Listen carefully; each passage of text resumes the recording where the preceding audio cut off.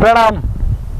आज हम हैं फिर से व्यास नदी के मध्य में और मैं एक अद्भुत नौका पर हूं। आप इसको देखेंगे, ये यहाँ कुछ लोगों ने इसे अपने काम को संपन्न करने के लिए बनाया है और इस अद्भुत सी नौका का संचालन एक भाई हमारे कर रहे हैं। आप देखेंगे कि नदी के उस किनारे से वो धीरे धीरे मेरी नौका को इस तरफ को भेज रहे हैं और मैं थोड़ा सा नदी में इस आगे तक जाऊंगा और वहां से आपको बताऊंगा आज का विषय।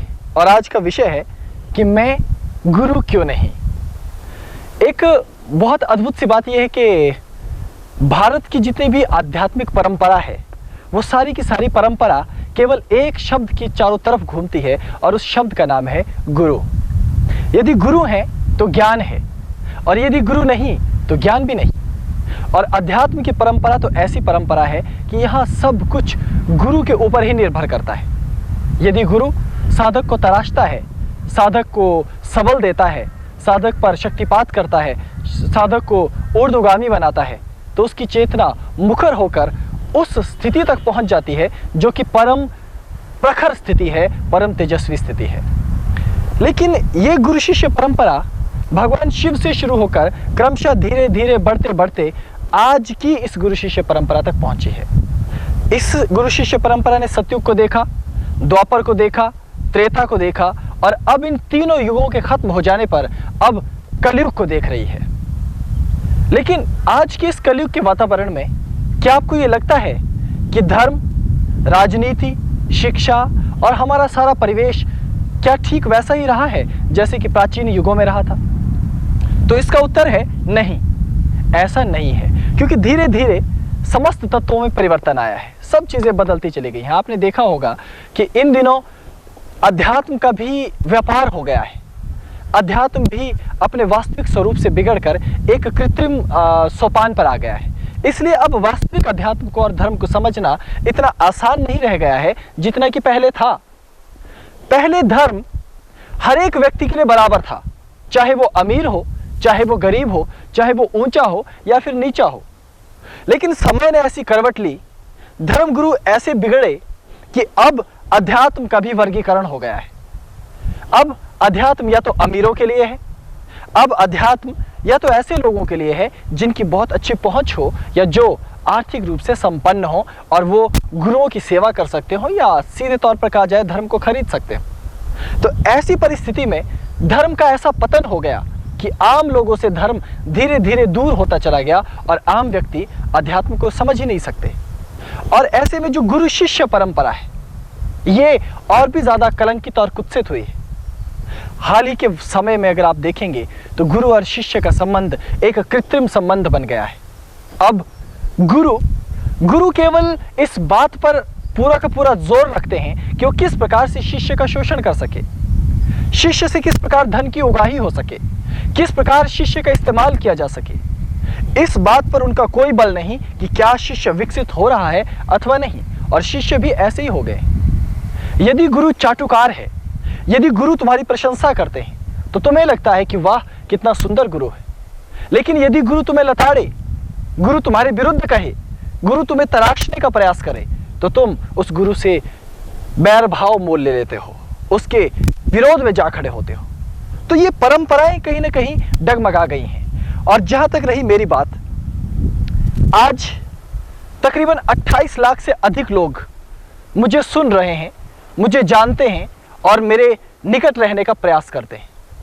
और हर रोज हजारों की संख्या में आधुनिक माध्यमों से, ईमेल से, पत्रों के माध्यम से या अन्य माध्यमों से, इलेक्ट्रॉनिक और अन्य प्रसाधनों के माध्यम से मुझ तक संदेश भेजने की कोशिश करते हैं कि आप हमारे गुरु बन जाइए। और मेरा एक ही रटा रटाया जवाब रहता है कि मैं किसी का गुरु नहीं, क्योंकि मैं गुरु हूं ही नहीं। और इसके पीछे बहुत से लोगों ने कारण पूछा है। जब तक ये संख्या सैकड़ों में थी तब तक तो मैंने इस विषय पर ध्यान नहीं दिया, लेकिन अब जब ये विषय इतना गंभीर और बड़ा हो गया है कि ये विषय बढ़कर सैकड़ों से हजारों में जा पहुंचा है, तो अब मुझे उत्तर देना पड़ रहा है। तो आज का मेरा विषय इस बिपाशा के तट से, इस व्यास नदी के मध्य से केवल इतना है कि मैं गुरु क्यों नहीं, जबकि योग, ज्योतिष, तंत्र, वास्तु, रसायन, पारद, कर्मकांड जैसे समस्त वांग्मय, समस्त वेद पुराण शास्त्र को मैंने निजी अनुभव के धरातल पर और अपने गुरु के श्री सानिध्यों में बैठकर जाना और समझा है। आज देश के बड़े राष्ट्रीय समाचार चैनलों में कार्यक्रम प्रसारित हो रहे हैं, तो लोग कहते हैं कि या तो आप टेलीविजन में आना बंद कर दो, या फिर यदि आप टेलीविजन पे आते हैं तो मार्गदर्शन देने से इस प्रकार झिझकते क्यों हैं, मार्गदर्शन देते क्यों नहीं। इस प्रकार के अनेकों तरह के ताने मुझे हर रोज सुनने पड़ रहे हैं। तो मेरी मजबूरी है कि आज ऐसे समय में आपको आपके इस प्रश्न का जवाब दूं। और ये प्रश्न बेहद महत्वपूर्ण कौल संप्रदाय के लोगों के लिए भी है, क्योंकि मैं कौलांतक संप्रदाय का धर्म प्रमुख बन गया। अब इसे आप दैव योग कहें, इसे आप ईश्वर की अनुकंपा या कृपा कहें, लेकिन जो भी हो, आज एक धर्म प्रमुख होने के नाते मेरा ये उत्तरदायित्व बनता है कि मैं धर्म की प्रतिष्ठा के लिए, धर्म के सम्मान के लिए यथासंभव जितना प्रयास मुझसे हो सकता है वो समस्त सार्थक प्रयास करूं। किंतु समय सदा एक सा नहीं रहता, और मेरी अपनी निजता या स्वतंत्रता भी आज निजता और स्वतंत्रता नहीं रही, क्योंकि समय बदल गया है।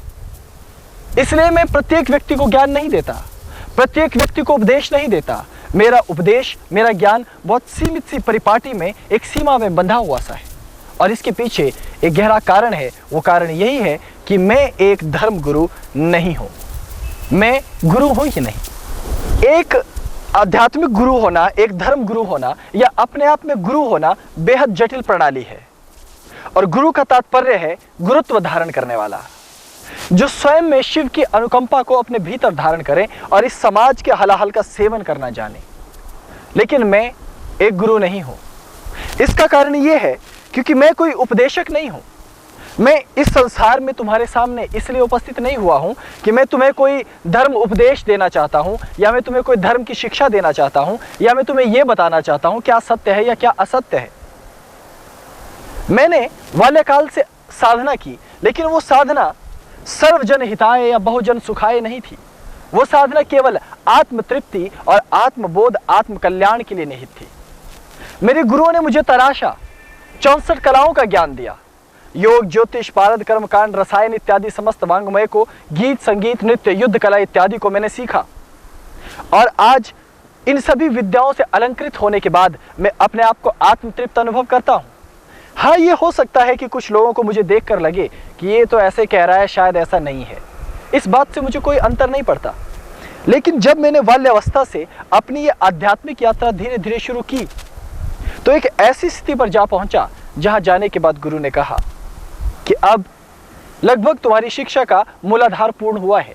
शिक्षा तो ऐसा विषय है जो आजीवन मृत्यु पर्यंत चलने वाला विषय है। मनुष्य सदैव कुछ न कुछ सीखता ही रहता है, वो कभी भी परिपूर्ण नहीं हो पाता। लेकिन शिक्षा का एक आधार होता है, और उस आधार को सीखने के लिए अपने जीवन के तकरीबन अधिकांश समय को मैंने समर्पित किया है।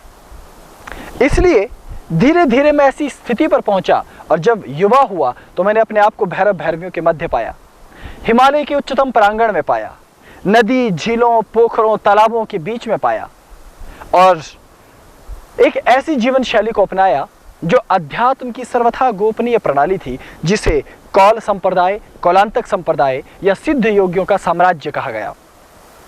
ये रजस पंथ का मिश्र मार्गीय संप्रदाय है। इस संप्रदाय में तर्क वितर्क, कला कौशल को महत्व दिया जाता है, लेकिन ज्यादा तर्क वितर्क को उचित नहीं माना जाता। इसलिए मैं तर्क वितर्क नहीं करता। कोई व्यक्ति प्रश्न पूछता है और यदि मुझे यह लगता है कि इसका प्रश्न बहुत जरूरी नहीं है, तो मैं उसका कोई भी उत्तर देना आवश्यक नहीं समझता। और यही कारण है कि मेरे भीतर गुरु तत्व नहीं है। मैं एक गुरु होते हुए भी एक आध्यात्मिक गुरु की भांति आचरण नहीं कर पाता। दूसरी बात कि बाल्यावस्था से जो मैंने साधना की, उसका आधार केवल आत्मानुभव और आत्मानुभूति था। इसलिए जब तक मेरी शिक्षा दीक्षा पूर्ण हुई, मैं एक ऐसी स्थिति पर जाकर खड़ा हो गया जहां एक अलग दुनिया थी। वहां पर मैंने जिस ज्ञान को अनुभव किया उसे देने की रीति भी अलग है। इस समाज में मैंने देखा कि बड़े बड़े मंच लगते हैं, वहां से गुरु शिष्य को या साधक को ज्ञान देता है और वो अपने शब्दों के माध्यम से, अपने वेद पुराण शास्त्रों के उद्धरण के माध्यम से, श्लोकों के द्वारा या ज्ञान की अन्य परंपराओं के माध्यम से ईश्वर क्या है, भगवान की पूजा पाठ कैसे होती है, साधना कैसे होती है, इन समस्त तत्वों को समझाता है। किंतु यहां ऐसा नहीं है। हमारा कौल संप्रदाय, सिद्ध संप्रदाय, योगियों का संप्रदाय एक अलग ढर्रे पर चलता है। यहां पर यदि हम किसी साधक को कुछ समझाने की कोशिश करें तो वो नहीं समझ पाता। मान लीजिए मेरे पास रेत है, इसे यदि मैं पानी से भिगो दूं और एक शिवलिंग तैयार कर लूं तो एक शिवलिंग तैयार हो जाएगा।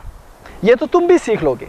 लेकिन अब उस शिवलिंग का कौलाचार क्रम से कर्मकांड पूर्वक, श्रद्धा भक्ति पूर्वक और संपूर्ण वांग्मय का सहारा लेकर मिश्राचार पद्धति से पूजन करना है, तो बहुत से लोग ये नहीं समझ पाते कि इस साधना पद्धति का इस शिव के शिवलिंग से क्या लेना देना। तो अंतर हुआ ना।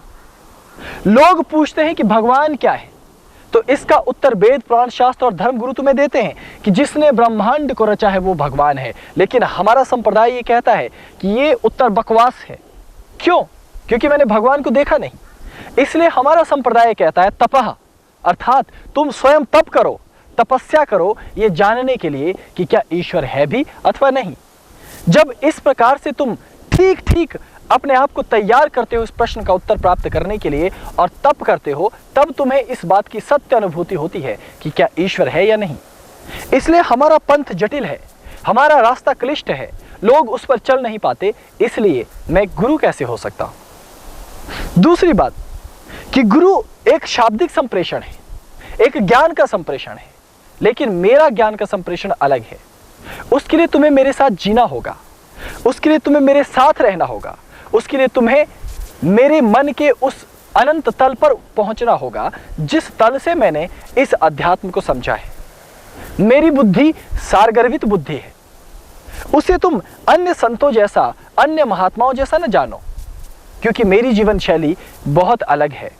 इसलिए मेरी विवशता है कि जब तुम इतने प्रपंच खड़े करते हो, इतने प्रश्न मुझसे करते हो, तो मैं प्रेम के वशीभूत होकर कुछ तत्व तुम्हें देने का प्रयास करता हूं, जबकि मेरा मुख्य उद्देश्य यह रहता है कि कौलांतक संप्रदाय के लोग इस तत्व को समझ सकें, इस बात को समझ सकें, और उनके निमित्त ही मैं ये सारा ज्ञान देता हूं। किंतु बावजूद इसके मैं आम व्यक्ति के लिए अभी तक एक भी शब्द नहीं बोला हूं।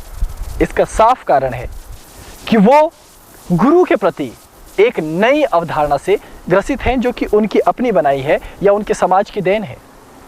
मैं गुरु नहीं हो सकता। कारण यह है कि उनके गुरु एक नियम में बंधे हुए व्यक्ति हैं और मैं हूं जो नियम को तोड़ता चला जाता हूं। उनके गुरु हैं जो एक निश्चित प्रणाली में रहते हैं और उस प्रणाली का खंडन नहीं करते, जबकि मेरे साथ मुसीबत है। मैं नित्य नए प्रयोग करने के लिए तैयार रहता हूं और हमेशा नया प्रयोग करता हूं। इसलिए मेरे साथ रहना खतरनाक साबित हो सकता है। इसलिए मेरे रास्ते पे आना बहुत जटिल और मुश्किल रास्ता है।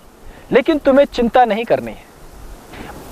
भले ही मैं तुम्हारा गुरु नहीं, लेकिन फिर भी जो मेरे पास तत्व हैं वो मैं तुम्हें दे तो रहा हूं ना, क्योंकि मैं एक धर्म प्रमुख हूं, एक पीठ का पीठाधीश्वर हूं और महा हिमालय का एक प्रतिनिधि हूं। इसलिए एक छोटा सा योगी होने के नाते जो मुझे समझ में आता है वो मैं देता जाता हूं। यदि तुम उसे समझते हो तो ये तुम्हारा बड़प्पन है, और यदि तुम उसे नहीं समझ पाते हो तो ये तुम्हारा ओछापन है। इसलिए तुम्हें इन तत्वों का ध्यान रखना चाहिए और इस बात को अपने जहन में बिठा लेना चाहिए कि मैं गुरु नहीं हूं और मेरे भीतर वो गुरु तत्व भी नहीं है। हाँ, एक योगी होने के नाते जो सहज लगता है, जो सरल लगता है, वो मैं तुम्हें बता देता हूं। लेकिन तुम्हें अपने गुरु की तलाश जारी रखनी चाहिए। तुम्हें एक ऐसी गुरु की तलाश करनी चाहिए जो परिपूर्ण हो और सभी कुछ जानने वाला हो।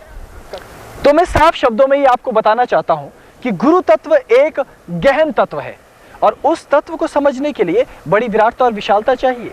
और ऐसा भी नहीं है कि मैं ये आपको टालने के लिए कह रहा हूं कि मैं सबका गुरु नहीं हूं। हाँ, मैं गुरु बिल्कुल नहीं हूं ये कहना भी गलत होगा। कुछ एक साधकों का, कुछ एक लोगों का चिंतन मेरे साथ जुड़ा है, जो मेरे तत्व को समझ पाते हैं, जो मेरे अस्तित्व को समझ पाते हैं, उनके लिए मैं गुरु हूं। जिनको बिना समझाए भी मेरे नेत्रों से कुछ समझ आने लगता है, मैं कैसे इनकार कर सकता हूं कि मैं उनका गुरु नहीं हूं। लेकिन गुरु हूं या नहीं, यह अपने आप में एक तनाव का विषय है, इसलिए चिंताएं तो बढ़ेंगी, इसलिए मेरे शब्द विरोधाभासी प्रतीत होंगे। मैं अपनी ही बात का खंडन भी करूंगा और अपनी ही बात को आपको प्यार से बताऊंगा भी। इसलिए यह समझना जरूरी है कि मैं ये क्यों कह रहा हूं कि मैं गुरु नहीं हूं। एक योगी होना सबसे पहले बेहद जरूरी है, क्योंकि यदि हम योगी नहीं हैं तो फिर तो कुछ भी नहीं हो सकता ना। मैं एक साधक हूं और मैं एक स्वयं एक शिष्य हूं, क्योंकि यदि स्वयं एक शिष्य नहीं होगा तो फिर मैं कुछ प्राप्त भी तो नहीं कर पाऊंगा ना। इसलिए तुम्हें यह समझाने के लिए कि मैं गुरु क्यों नहीं हूं, ये मेरा प्रयास है। क्योंकि अक्सर हुआ क्या कि लोग मेरे पास आए कुछ जानने के लिए। वो जानना चाहते हैं कि आप मुझे ईश्वर के बारे में बताइए, आप मुझे अमुक साधना करवा दीजिए, आप मुझे अमुक महाविद्या के बारे में बताइए। किंतु मैं हूं कि शायद अपने काम पे खरा नहीं उतर पाता। मैं उनको उस महाविद्या के संबंध में, मैं उनको उस तत्व के संबंध में सटीकता से शायद समझा नहीं पाता। और उसका कारण यह है कि मेरी सीखने की शैली बिल्कुल अलग रही है और मेरी समझाने की शैली में भी कुछ अलग से तरीके हैं। उसके लिए तुम्हें अजीब तरह से तैयार होना होगा, एक हठ योगी की प्रणाली से। तुम्हें लड़ना होगा अपने आप से, तुम्हें लड़ना होगा समाज से, तुम्हें लड़ना होगा परिवार से भी, ताकि तुम पहले 64 कलाओं को अर्जित कर सको और अपने मानसिक स्तर को इतना उच्च बना सको, इतना ऊंचा बना सको कि तुम उस तत्व को समझ सको। लेकिन लोग ये चाहते हैं कि मैं उन्हें फेसबुक पर, ट्विटर पर, टेलीविजन पर आकर या इंटरनेट के माध्यम से उनको ज्ञान दूं, या वो मेरे शिविर में एक बार आ जाए या मेरे पास आकर बैठ जाए तो तत्क्षण ही उन्हें कोई चमत्कार घटित हो जाए। ये संभव ही नहीं है। इसलिए मेरे हाथ अंत में खड़े हो जाते हैं, मैं कुछ भी नहीं समझा पाता। और ऐसी होने की स्थिति में मेरे लिए बहुत ये स्थितियां चिंताजनक हो जाती है और मैं सोचता हूं कि मैं इस व्यक्ति के लिए क्या करूं। और जब मुझे इस प्रकार की चिंता और वेदना होती है कि मुझे अमुक साधक के लिए कुछ करना है, ये जिज्ञासु है, ये जानना चाहता है, तो बहुत चिंता होती है। लेकिन मैं उसे इसलिए नहीं समझा पाता क्योंकि मेरी शैली और उसकी शैली में अंतर है। वो पूर्व में ही ज्ञान प्राप्त करके आया है, जबकि मुझे ऐसे व्यक्ति की जरूरत है जो शायद बहुत बड़ा ज्ञानी ना हो। मुझे ऐसे व्यक्ति की जरूरत है जिसने शायद बहुत ज्यादा दीक्षाएं, बहुत ज्यादा गुरु और बहुत ज्यादा ज्ञान को खोजा ना हो, जो समर्पण के लिए तैयार हो। और ऐसा नहीं हो पाता। इसलिए मैंने अध्यात्म को आगे बढ़ाने का जो दायित्व मुझे मेरे गुरु ने दिया, उसे अजीब तरीके से निभाया है। आपने देखा होगा कि कौलांतक संप्रदाय का प्रमुख होने के नाते मैंने हमेशा छोटे छोटे कार्यक्रम किए और छोटी छोटी दीक्षा साधना सत्र आयोजित किए, उसमें चंद चुनिंदा लोगों को ज्ञान दिया और समझाने का प्रयास किया। लेकिन मेरे समझाने की पद्धतियां आम पद्धतियों से इतर है। उसको समझने के लिए आपको लंबा वक्त लगता है। अधिकांश साधक जब मेरे पास आते हैं या बिना जाने भी मेरे पीछे मेरा अनुसरण करने लगते हैं, तो वो ये नहीं समझ पाते कि आखिर क्या करना है, क्योंकि मैं उन्हें आते ही लाद देता हूं कि तुम ये योगासन भी कर लो, 70-72 प्राणायाम है इन्हें सीखो, 2-3 हजार योगासन है इन्हें भी सीखते रहो, तुम अनेकों मंत्रों को सीखो, तुम अनेकों साधनाओं को करो। और जब एक इष्ट, एक देवी देवता, एक मंत्र पर आप रखते हैं, जबकि मेरा तो माजरा ही बहुत खराब है। अनेकों साधनाएं आप संपन्न कीजिए, अनेकों तत्वों को आप जानिए, अनेकों चीजों को आप सीखिए, ये बेहद जरूरी है, मैं ये कहता हूँ। इसलिए मैं कहता हूँ कि तुम युद्ध कला भी सीखो, तुम गीत संगीत नृत्य भी सीखो, तुम ललित कलाओं को सीखो और तुम जीवन में नए प्रयोग भी करो। तुम प्रेम से न डरो, तुम शत्रुओं का संहार भी करो, तुम मुंह तोड़ जवाब दो सभ्यता को भी, यदि वो तुम्हारे साथ अनुचित व्यवहार और अनुचित आचरण करती। तो इस कारण से मैं एक विरोधाभासी व्यक्ति बन गया और यही कारण है कि मेरे पास आने वाले लोग बहुत कम होते हैं, क्योंकि मैं पहले तो उन्हें आने ही नहीं देता। यदि 10,000 लोग मुझसे मिलना चाहते हैं तो मैं केवल 10 लोगों से मिलता हूं। और यदि मैं कुछ कहना चाहूं तो वो मैं कहते हुए डरता हूं, क्योंकि सामने वाला व्यक्ति न जाने उसे समझे या नहीं। फिर भी अपनी तरफ से कुछ न कुछ कहता रहता हूं ताकि आप उस तत्व को समझ सको। लेकिन इतने वर्ष हो गए हैं मुझे, मेरे गुरु ने मुझे जो ये 10 वर्षों का समय दिया था काम करने के लिए और 4 वर्ष का पूर्व का काल, तो कुल मिलाकर 14 साल हो गए। और इन 14 सालों में मैंने निरंतर किसी को कुछ न कुछ दिया। लेकिन बहुत कम ही साधक उसमें से रहे हैं जिन्होंने प्राप्त किया। हालांकि 14 सालों में कुल साधक जो मेरे पास आकर जिन्होंने दीक्षा ली या साधना की, उनकी संख्या 300 से अधिक नहीं है। 230 या 40 उनकी संख्या है। और 230-40 लोगों में से भी आप केवल 20 लोगों को मानकर चल सकते हैं कि जिनको मैं शिष्य बनने के लायक समझता हूं। तो ये आंकड़ा बहुत खराब हुआ ना। इसका कारण ये है कि मैं कोई किताब के पन्ने टटोल टटोल कर आपको नहीं पढ़ाने वाला। मैं तो एक अनुभूतिजन्य ज्ञान को और गुरु शिष्य परंपरा के ज्ञान को यथारूप आपको देना चाहता हूं। लेकिन आप मजबूत नहीं, आप में वो बात नहीं, आप उसे सीख नहीं पा रहे। इसका अर्थ ये नहीं है कि मैं आपको हीन भावना से ग्रसित करना चाहता हूं। मैं केवल ये समझाना चाहता हूं उस बढ़ रही भीड़ को जो मेरी तरफ आ रही है, उस बढ़ती हुई जनता के उस बढ़ते हुए समूह को जो मेरा पीछा कर रहा है, कि रुक जाओ, ठहर जाओ वहीं, क्योंकि शायद मैं तुम्हारे बोझ को ना उठा सकूं, या फिर तुम्हें आना ही है, तुम जिद्दी ही बनना चाहते हो, तो फिर अपने आप को पहले तैयार करो कौल संप्रदाय, कौलांतक संप्रदाय को समझने के लिए, ताकि तुम तैयार हो सको और फिर सब कुछ प्राप्त कर सको। तभी मैं तुम्हारा गुरु हो सकूंगा, अन्यथा मैं गुरु तो हूं ही नहीं। ऐसा समझना भी मत, क्योंकि मैं तुम्हें समझा नहीं सकता। हाँ, तुम्हें कुछ दे सकता हूं धर्म प्रमुख होने के नाते, वो भी तब जब तुम उसके योग्य हो जाते हो। इसलिए पहले मूलाधार की साधनाओं को करो, अन्य गुरुओं से सीखो, अन्य संतों से ज्ञान ग्रहण करो, और जब मिल जाए उसके पश्चात मेरे पास आना। तो मैं बिना किसी भेदभाव के मैं ये नहीं पूछूंगा कि तुम्हारे इससे पहले गुरु कौन रहे हैं, और रहे हैं तो मुझे उनसे कोई द्वेष नहीं, भले ही वो आम आदमी हो, भले ही कोई वरिष्ठ आदमी हो, बहुत बड़ा योगी हो, या कोई ढोंगी व्यक्ति हो। मुझे इन सब से कुछ नहीं लेना देना, क्योंकि मेरा सीधा उद्देश्य है आपका विकास करना, आप तक अध्यात्म की वास्तविक लहर को पहुंचाना। और इसके पीछे मेरा कोई प्रयोजन नहीं, कोई धन कमाने का षड्यंत्र नहीं, कोई नाम कमाने का षड्यंत्र नहीं, केवल गुरु का आदेश है। यदि कल वो आदेश मुझे आया कि ये सब धंधा बंद कर दो, तो आप देख लेंगे कि एक दिन मैं ऐसे ही चुपचाप गायब हो जाऊंगा, जैसे चुपचाप अचानक से कुकर मुत्ते की भांति प्रकट हुआ। अभी इस प्रश्न को मैं ज्यादा विस्तार नहीं दूंगा, ज्यादा खींचूंगा नहीं, केवल इशारे में आपके बार बार प्रश्न करने पर, बार बार कुरेदने पर कि आप गुरु क्यों नहीं बनते, आप हमें शिष्य क्यों नहीं बनाते, आप हमें साधनाएं क्यों नहीं देते, इसी कारण मजबूरन मैंने आज आपको ये थोड़ा सा उत्तर दिया है। आशा है कि आप मेरे भावों को समझ गए होंगे, और यदि कुछ त्रुटि मेरे शब्दों में हो गई है तो छोटा समझकर मुझे क्षमा करेंगे और मेरी भावनाओं को समझकर यथारूप निर्णय लेंगे। अभी इतना ही। ओम नमः शिवाय। प्रणाम।